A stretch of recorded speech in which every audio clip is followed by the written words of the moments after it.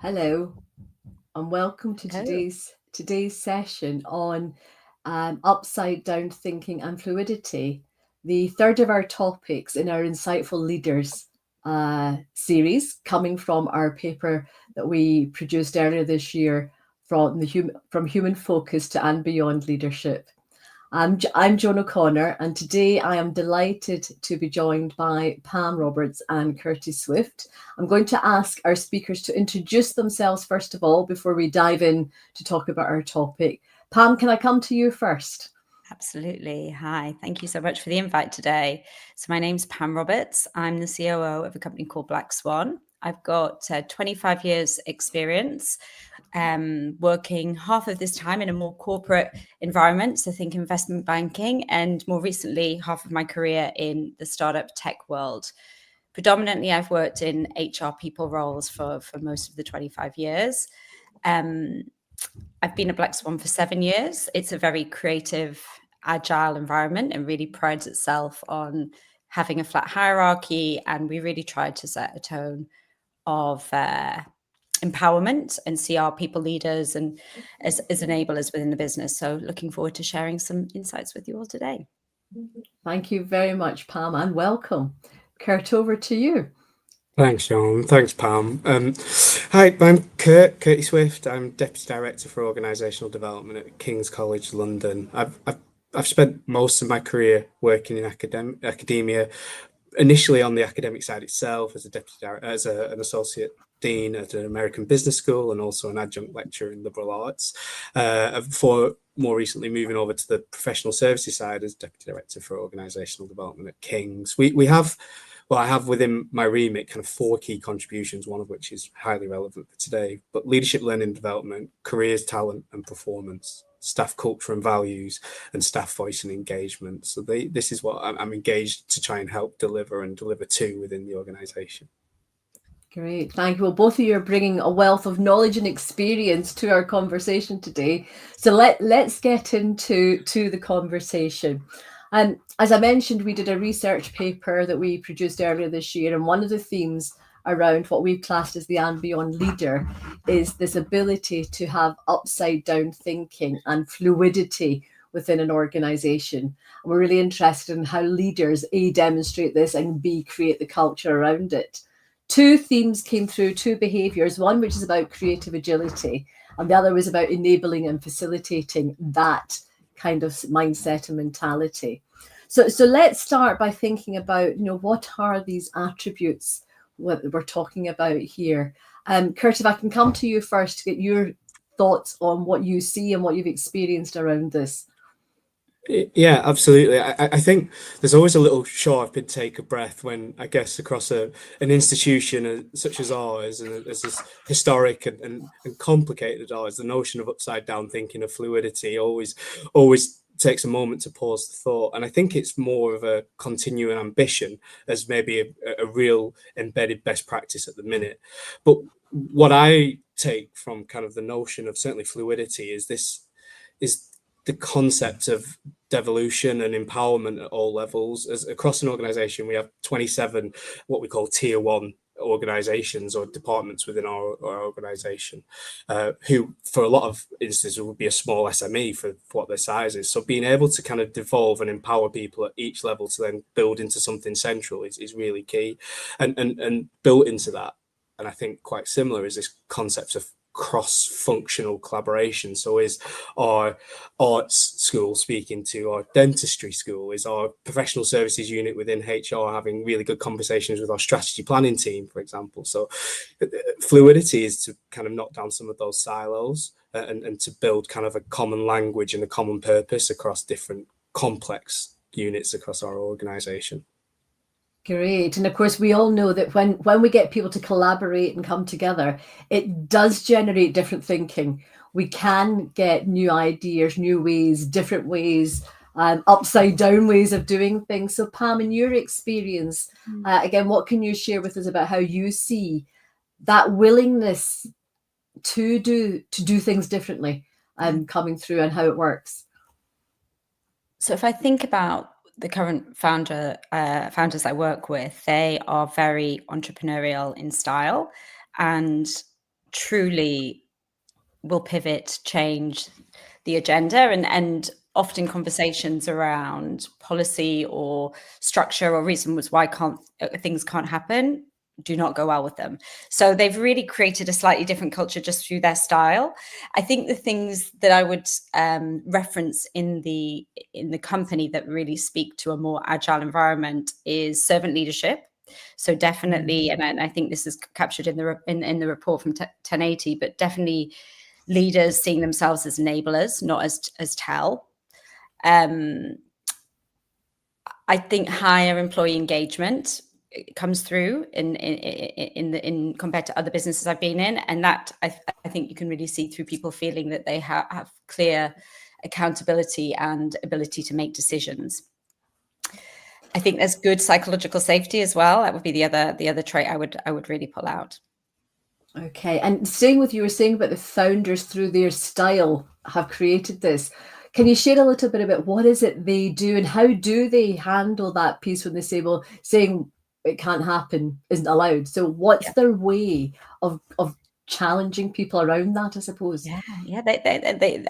I've definitely gone head to head with them on maybe labor law, and then they just really drill down in the why can't we do this, why can't we do this, why can't we do this, okay, what about this, they're very, and it's not an aggressive challenge, it's just a really kind of wanting to learn so that they can help find workarounds. So I would say it's quite high listening skills, questioning skills, and actually interest, so learning agility, I guess, as well of these problems, and they've really changed the tone in the organization through this style. So people don't turn up with no, we can't do this. They're like, okay, these are going to be the challenges. What's the workarounds that we can adopt, and how do we present that back and see if people are bought into doing that?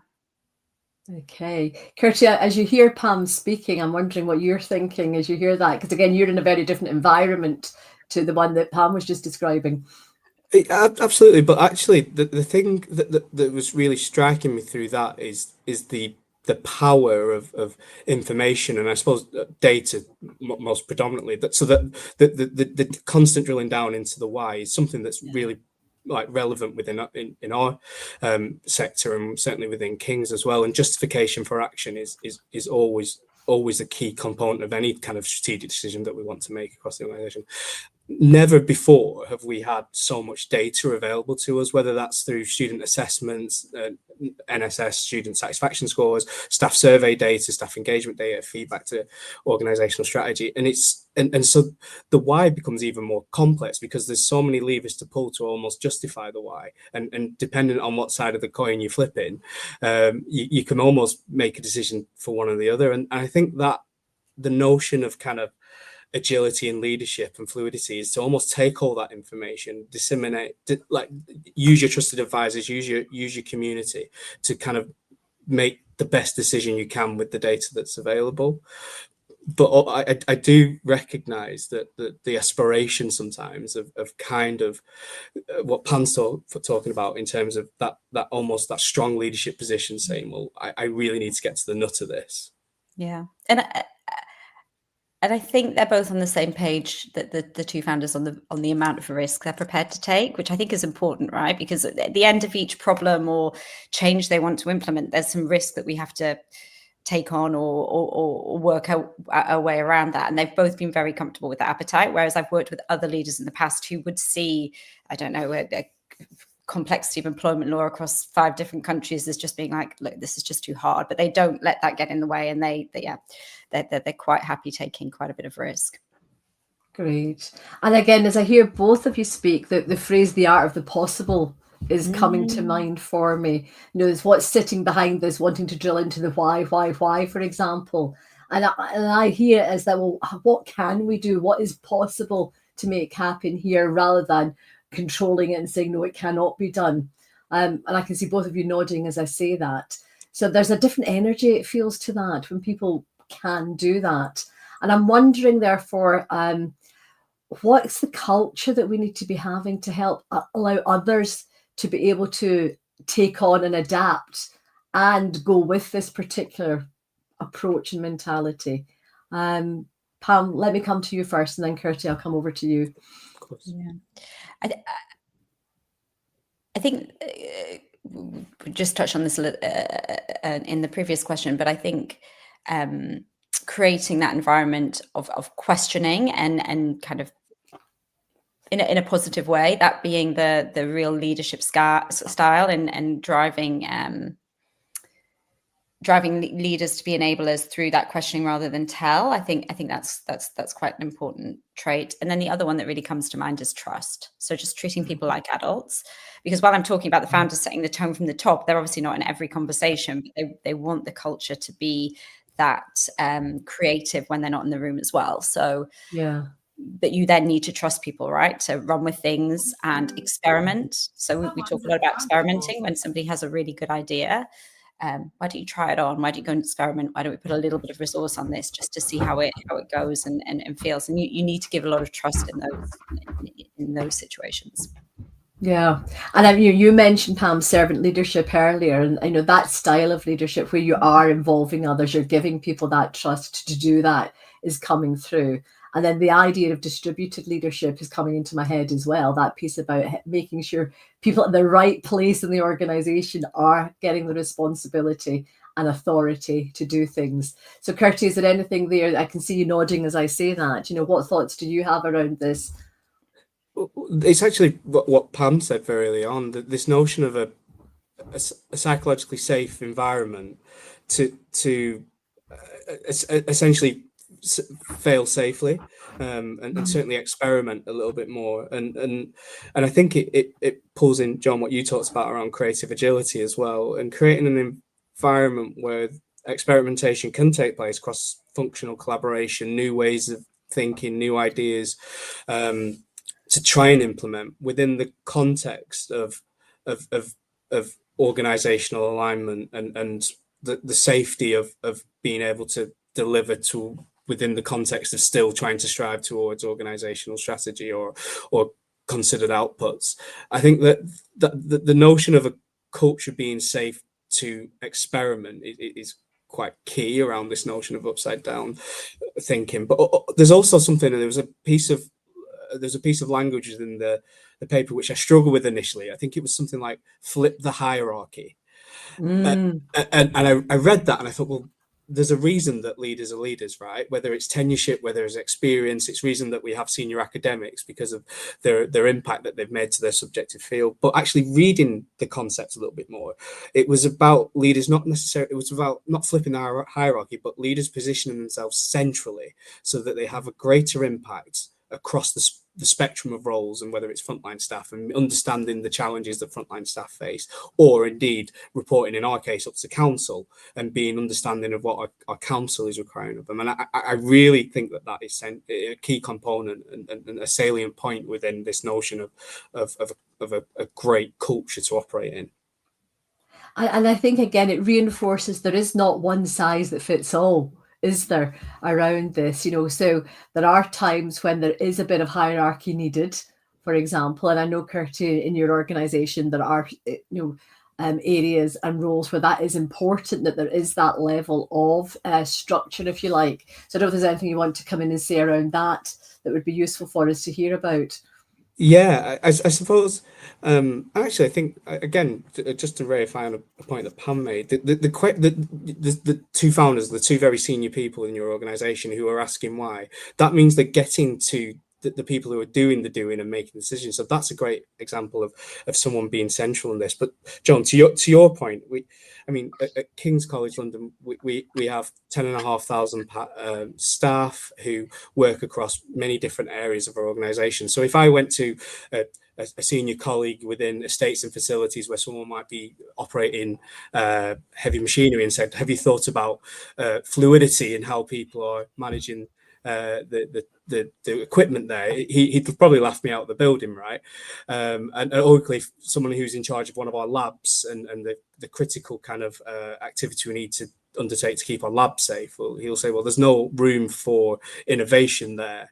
But the notion that it goes beyond just the actual task of operational activity, more of a mindset thing around enabling and facilitating kind of diverse perspectives or unlocking potential in people. I think that there's room still for upside down thinking, for fluidity, for creative agility, even in the most operational of transactional activity.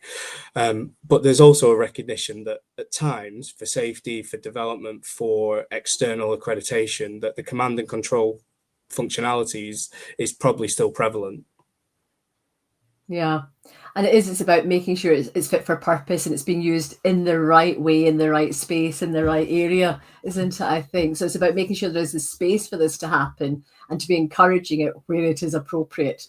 And I think it sounds like it's important that we do make that point. It's not, we're not chucking one thing out completely. It's about making sure it's right for whatever the organization is trying to do or what its purpose is.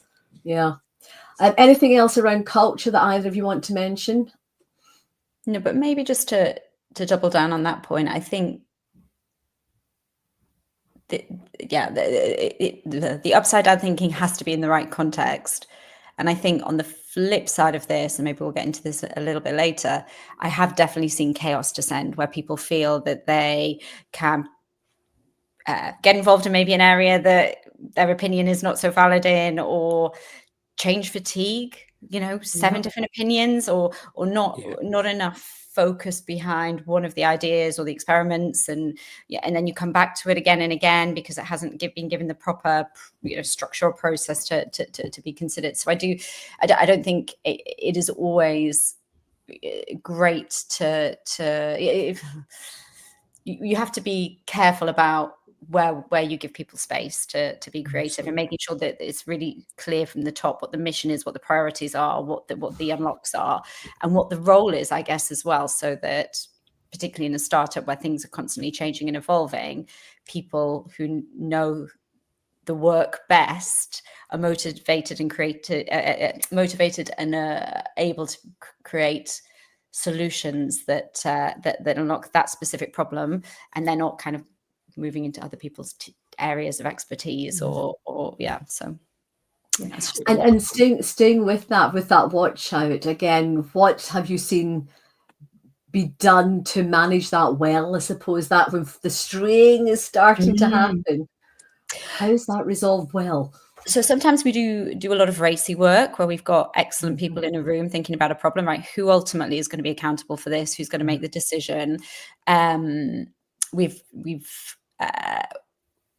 We've also spent a lot of time setting the agenda at the top, right? These are the non-negotiables. This is the direction. These are the things we see as problems, so that people can rally around the right problems rather than maybe challenging the things that are set in stone. I think that they've been two good things to do, doing a lot of work with teams on how they are creating decisions and problem solving offsites, and what we're trying to get out of those, which would be the kind of creative time together if it's a joint problem. And then also a bit of role architecture for individual roles where we know things are evolving and growing and we want them to be able to just change things or come up with a solution because they know best, and kind of creating that permission, I guess, is the right way to talk about that. But it's hard, and it is, you can imagine, different context, constantly evolving, new people coming and going. So it constantly needs to be a discussion and to be revisited. Yeah. So what I'm hearing there, and you use the word permissions, I'm hearing about the permissions being clear and transparent, so people are clear about what they can and can't do, if you like.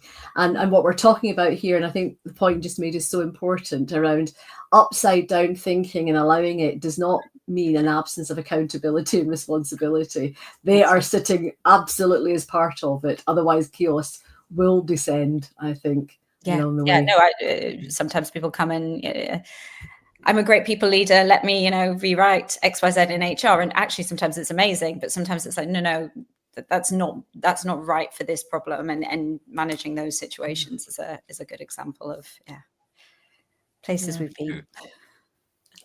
Yeah. So again, sorry, go on, Kirsty, go for it. No, I fully agree. I think what we're talking about, and this is my, I suppose, kind of predominant watch out was purpose. There was the concept of purpose. We can get to the point where if we're hyperfluid in terms of what we're thinking around our decision making, we lose actually the singular point of what we're trying to achieve.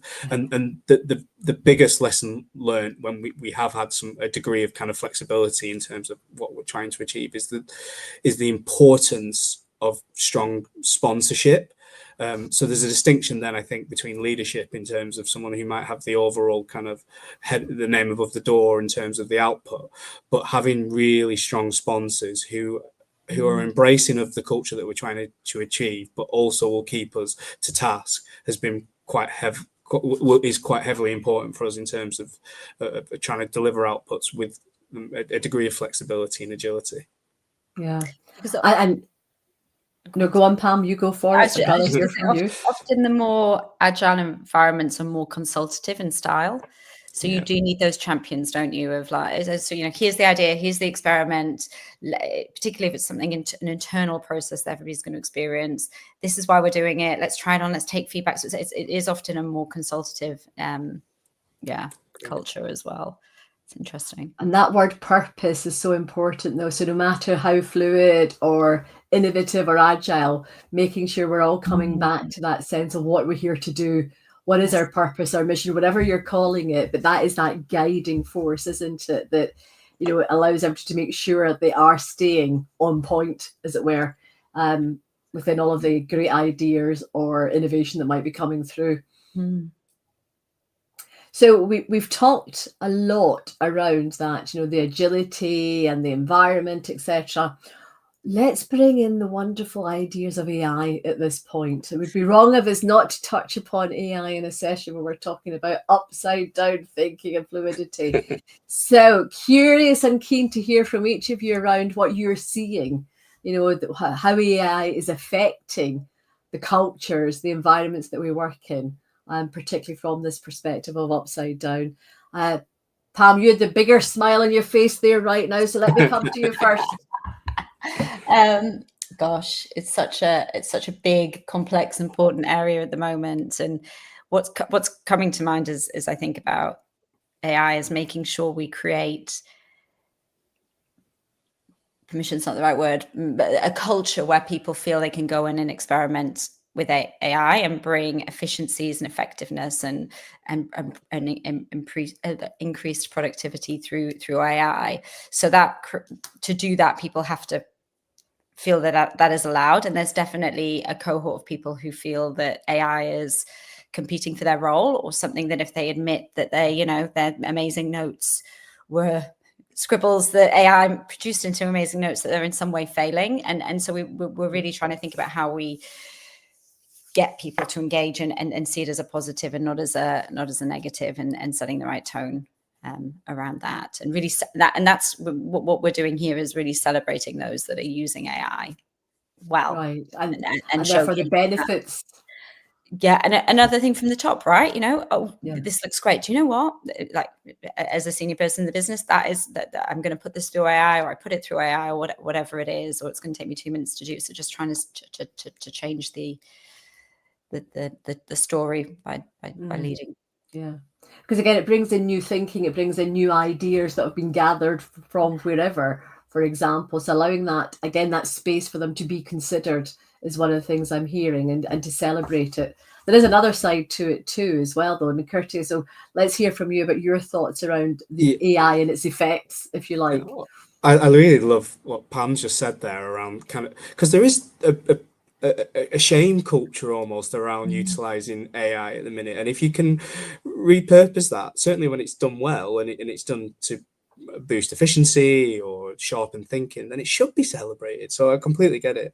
And I'd say, and I'm probably speaking on behalf of, if not all, certainly a lot of our HEIs, higher education institutes at the minute, I'd say that we're in a pilot phase of integrating AI. And specifically with the topic today, the one thing I think is really, really interesting is that we've given every single member of staff who has an email address at King's access to Copilot. So in essence, we've given every single member at King's the opportunity to utilize AI within their role without necessarily any sort of guidance around ethics around that or a culture around it. But in terms of fluid thinking and fluidity and upside down thinking, in essence, everyone's got a tool now to make sharper decisions, and the decision makers have an ability to pull in a ton of resources to help sharpen their thinking.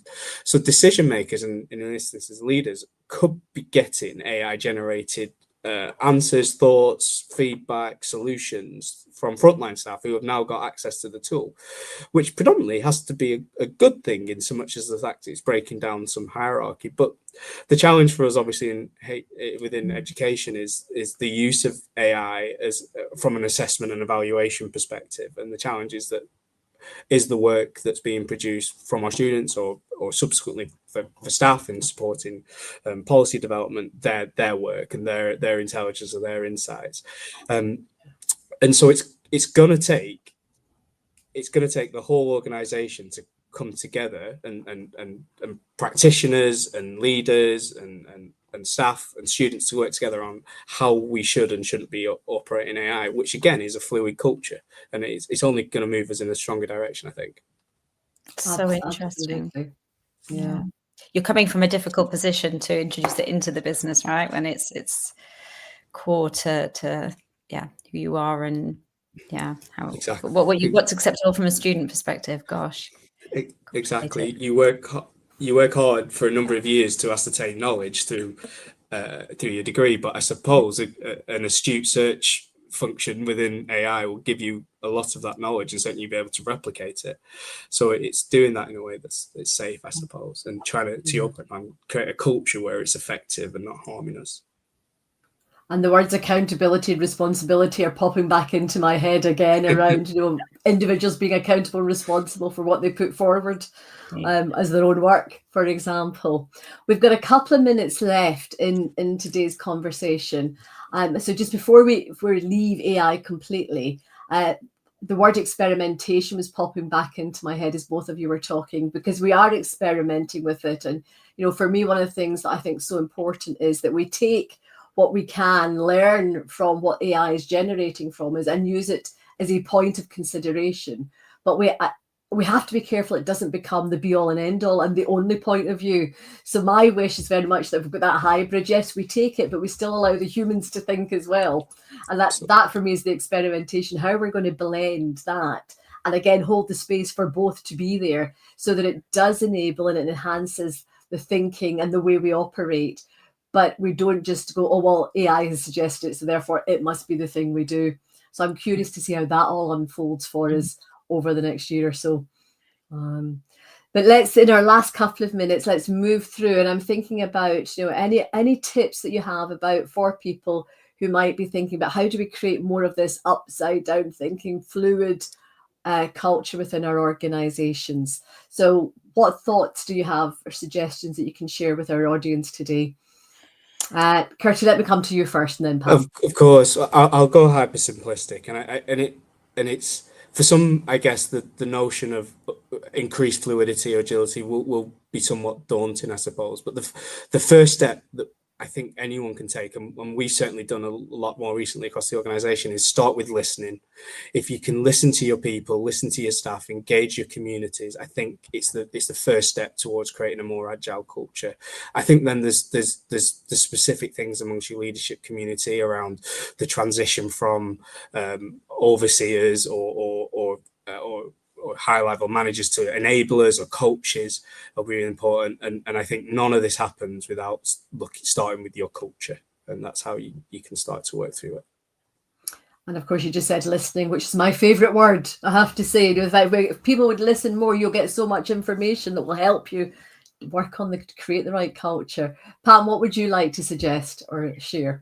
I think they're excellent points. And two things I would just add on the conversation we've had today around, we've talked about things like psychological safety, trust, experimenting, but I think there's two add-ons, and one of them is having fun. That's something I think we do a lot with it. Like it is, bringing some energy to the creative process and having some fun along the way is really, really important, and it helps everybody pull together, share ideas, and it not feel like change is something negative or combative when it's come from that kind of positive, fun place. And the second thing that I've had experience of that I think has helped create a more upside down culture is coaching skills for leaders. So helping them, instead of this tell mentality, asking questions, reflective thinking, helping people think through problems rather than giving them the answer, all those skills. Because I think that just neatly docks in as a very tangible action you can take to move the culture forward. So they were my two ads today. Fantastic. So we're saying get people listening better. I will deliberately use that word for now, or even just listening, and developing their coaching skills. Music to my ears to hear both of you saying that. So thank you very much for that. We are out of time for today's session. So let me thank both of you very much for being here and having the conversation with me today. It's been great to hear your perspectives and to share that with our audience today. So I really appreciate you taking the time. And I hope you've had some fun in doing it. To your point about having fun, I've thoroughly enjoyed, and I've noticed my energy being high as we're having this conversation. So hopefully that's been the same for the pair of you. So thank you, everybody, for listening to today's session. Please do drop us a note if you've got any questions that you'd like us to follow up on. And we look forward to seeing you at our next session in the near future. Thank you and goodbye for today. Thank you. Thank you. Bye.